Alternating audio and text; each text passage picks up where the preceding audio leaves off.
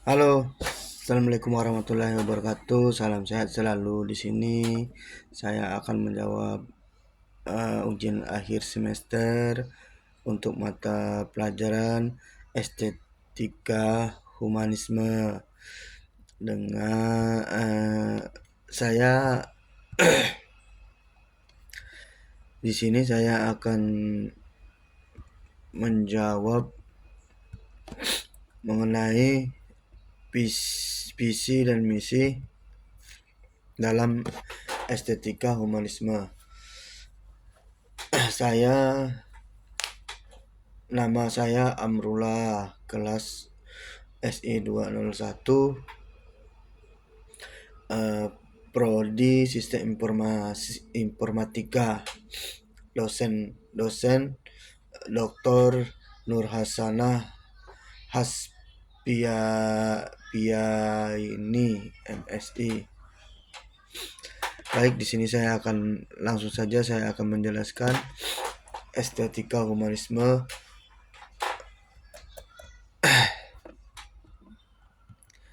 Untuk vision dan mission, estetika humanisme disusun oleh referensi yang disusun oleh Rosana SS MIKOM IPR CPS. Pokok pembahasan: pengertian visi dan misi, perbedaan visi dan misi, merencanakan visi hidup, konsep makna hidup, tujuan hidup dalam psikologi humanistik, pentingnya menyusun tujuan hidup individu, menentukan tujuan dan makna kehidupan. Case study. Sudahkah Anda memiliki visi dan misi dalam menjalani kehidupan ini? Mau dibawa kemana tujuan hidup Anda? Pengertian visi.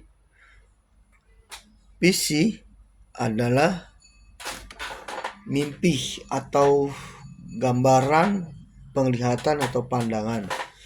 Visi mengandung gagasan apa yang akan terjadi yang dirumuskan di masa sekarang, tetapi berorientasi pada pencapaian masa depan. Visi dalam konteks organisasi antara lain rangkaian kalimat yang menyatakan cita-cita atau impian sebuah organisasi atau perusahaan yang ingin dicapai di masa depan. Atau dapat dikatakan bahwa visi merupakan pernyataan want to be dari organisasi atau perusahaan. Visi juga merupakan hal yang sangat krusial bagi perusahaan untuk menjamin kelestarian dan kesuksesan jangka panjang.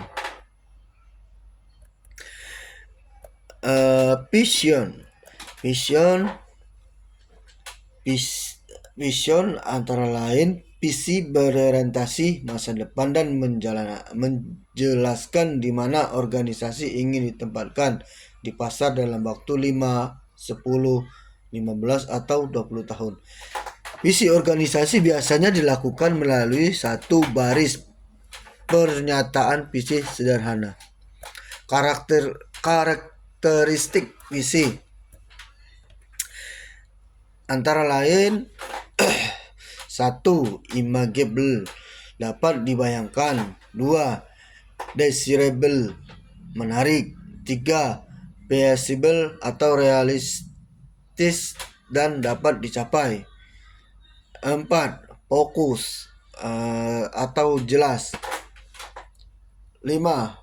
Fleksibel atau aspiratif dan adaptif. 6.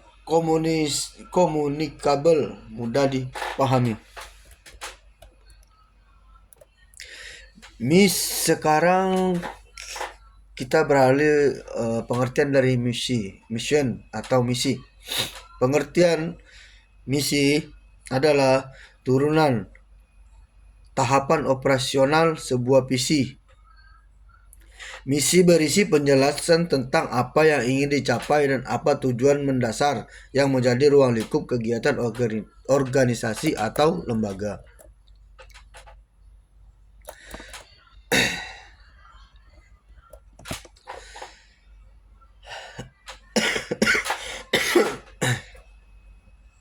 Pengertian misi dalam konteks organisasi. Pernyataan yang dibentuk untuk memperjelas kewajiban dan sasaran yang dapat diukur oleh sebuah organisasi. Pernyataan misi dibuat untuk panduan bekerja karyawan dan pemimpin organisasi, serta membantu mengukur apakah perencanaan strategis telah sejalan dengan tujuan keseluruhan organisasi tersebut. Pernyataan misi juga membantu organisasi mendeskripsikan sasaran perusahaan sekarang dan di masa depan. Jika perusahaan mengalami perubahan atau penggeseran bisnis yang besar, sangat masuk akal untuk merevisi pernyataan tersebut agar selaras dengan nilai dan sasaran perusahaan. Selanjutnya, perbedaan visi dan misi. Kita ke visi dulu. Visi, perbedaannya adalah gambaran mental, sesuatu yang ada di masa depan, bersifat abstrak. Dan misi, perwujudan dari visi, rumusan apa yang secara nyata suatu organisasi akan lakukan untuk menghasilkan impian. Elemen penting dalam penyusunan visi. Vision atau visi. 1. Memprediksi masa depan. Memberikan gambaran seperti apa bisnis Anda nantinya.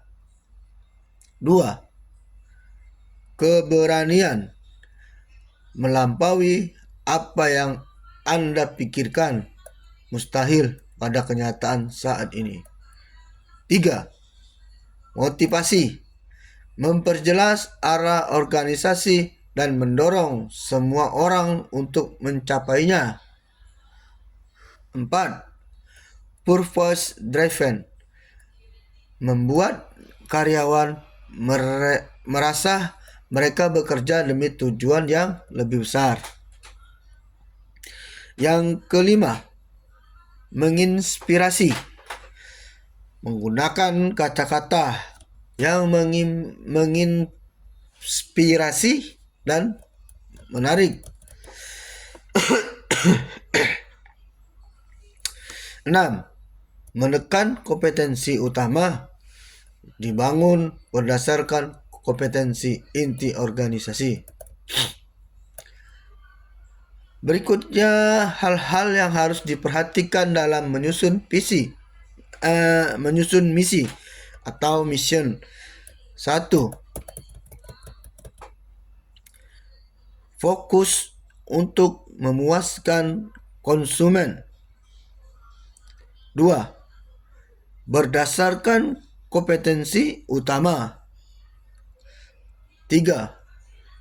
Motivasi dan menginspirasi komitmen stakeholder. Yang keempat, realistis. Jangan membuat misi yang terlalu sempit atau terlalu luas. Yang kelima, jelas dan mudah dimengerti. Selanjutnya, untuk konsep tujuan hidup dalam psikologi. Konsep tujuan hidup dalam psikologi.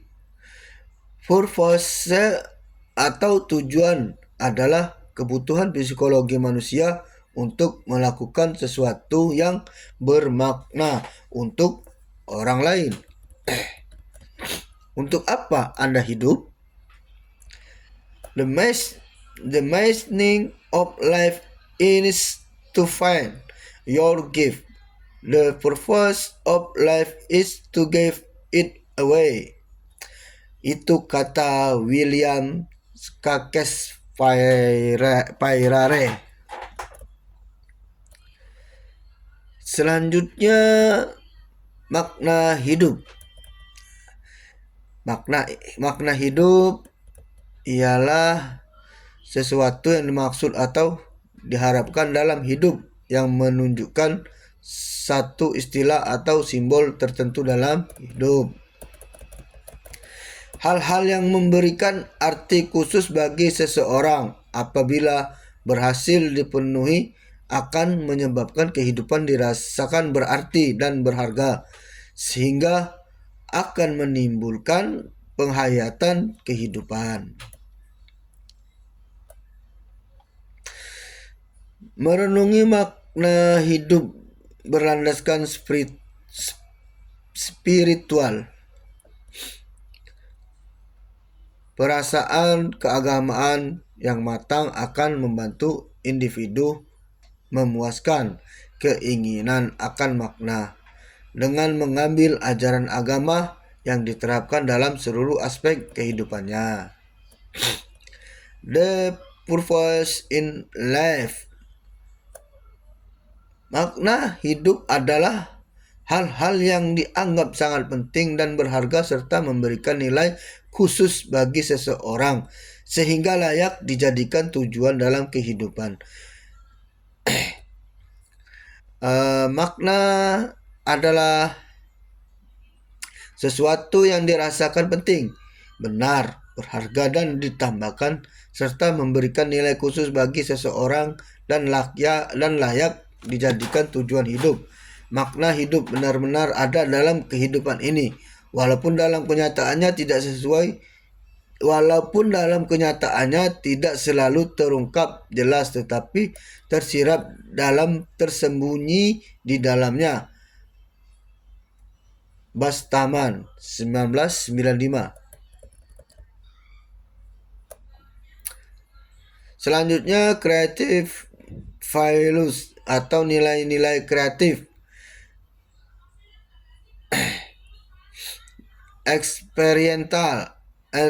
Experiential values atau nilai-nilai penghayatan. Attitudinal values atau nilai-nilai bersikap. Konsep makna hidup. Tujuan hidup manusia menurut psikologi humanistik antara lain adalah memenuhi kebutuhan fisiologis. Itu yang pertama. Dan selanjutnya yang kedua, kebutuhan rasa aman. Ketiga, kebutuhan rasa kasih sayang. Keempat, kebutuhan akan harga diri. Kelima, jadi diri sendiri dan apa adanya. Yang keenam, empati. Menurut saya yang pertama itu harus ditukar dengan yang ketiga. Yang ketiga yang menurut saya sih ya, kebutuhan rasa kasih sayang itu yang nomor satu. Setelah itu memenuhi kebutuhan fisiologi. Nah, yang ketiga kebutuhan rasa aman. Yang keempat kebutuhan akan harga diri. Yang kelima jadi diri sendiri dan apa adanya. Yang keenam empati itu sesama makhluk hidup,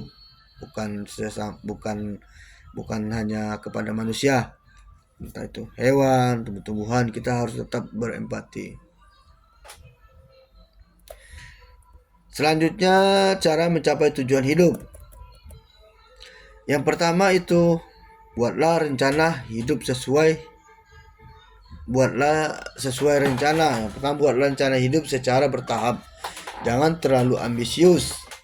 Harga diri sendiri, belajar dari masa lalu, tidak berlebihan dan realistis. Cari teman yang sesuai.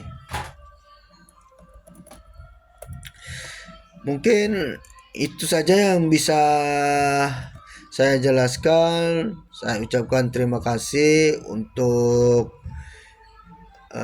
menjawab ujian akhir semester dengan mata kuliah Estetika Humanisme. Saya memilih topik vision dan mission.